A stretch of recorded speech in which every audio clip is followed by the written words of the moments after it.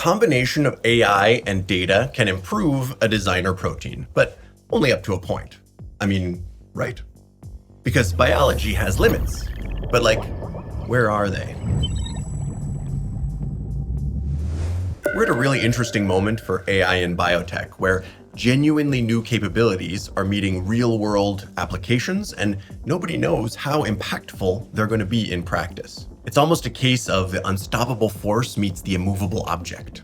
AI, very powerful, versus biological problems, very hard. Who wins? I have my personal experience engineering biology and my own expectations about what's possible and what's realistic. And then I saw some results recently that overturned those expectations.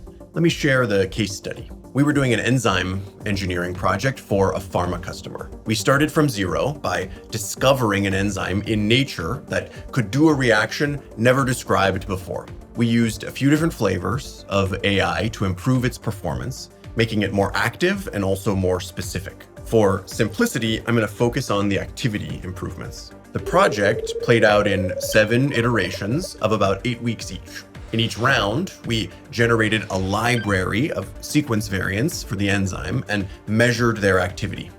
We measured performance for a few hundred or a few thousand enzymes per round. Those measurements get fed back into the AI model for the next generation. The question is, how should we expect a project like this to go? How much improvement should we anticipate from each round? Biology will always surprise us, and no two projects will be exactly the same. So we have to rely, before the data starts coming in, on our intuitions about what is possible.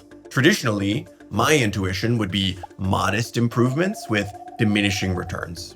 I'd expect decent improvement in the first round, moderate improvement in the second, and then pretty rapid leveling off. I think most biologists would share this expectation because this shape of curve comes up everywhere in our training. We called it saturation kinetics in biochemistry, or a sigmoid curve in cell biology. If you're growing tomatoes, the first bit of fertilizer helps a lot. The second bit helps a little, and pretty soon it's pointless to add more. It's the same pattern for nutrient uptake by a bacterium, or neurotransmitters binding to receptors, or the dose response curve of a drug. It's a good default assumption when you change biology. Whatever you do to change it will have progressively less impact.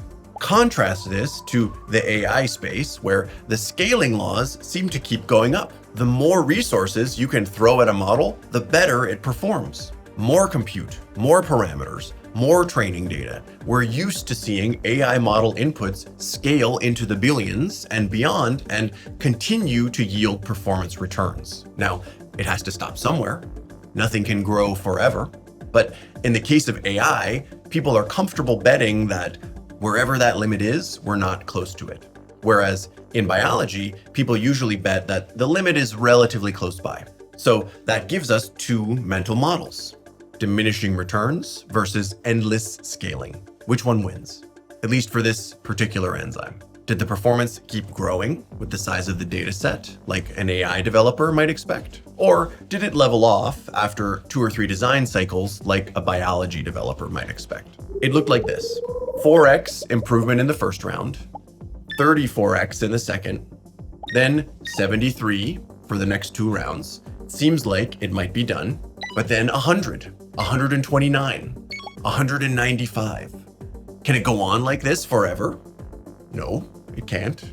But it really is remarkable to me how much this enzyme was improved and for how long it kept getting better. Back in my day, none of my synthetic biology projects went past 2 or 3 rounds. One way to understand what's going on here is to realize how much our ability to explore sequence space has changed.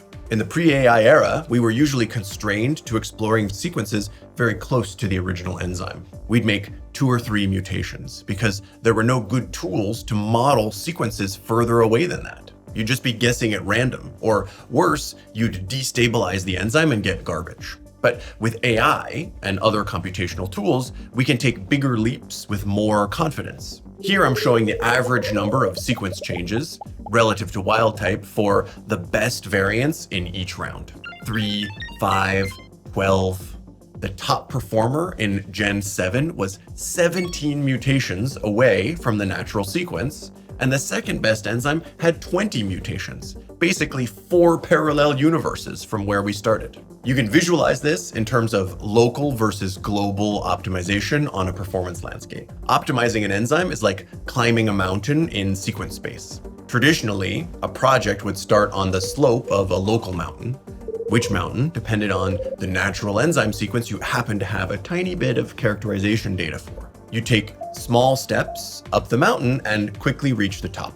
But with AI, we can search a much wider range of natural enzyme sequences to discover more diverse starting enzymes. We can take bigger jumps that sometimes take us away from the local optimum and over to a different mountain entirely. We have a better chance of finding the highest mountain in the range, the true peak performance. This perspective can help to reconcile the biological versus the AI philosophy of the world, the unstoppable force of AI versus the immovable object of hard problems. Biological systems still have limits, but with AI, we can find limits that are global, or at least less local. So they may be further away than we used to expect.